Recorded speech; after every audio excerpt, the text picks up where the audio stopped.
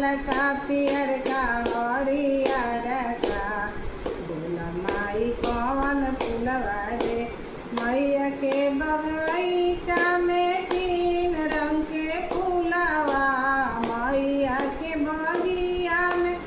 तीन रंग के फूलवा हो चंपा चमेली ओड़ा गुलाबा बोल माई कौन फूलवा रे हो चंपा चमेली ओड़ा गुलाबा कौन फूलवा हमारा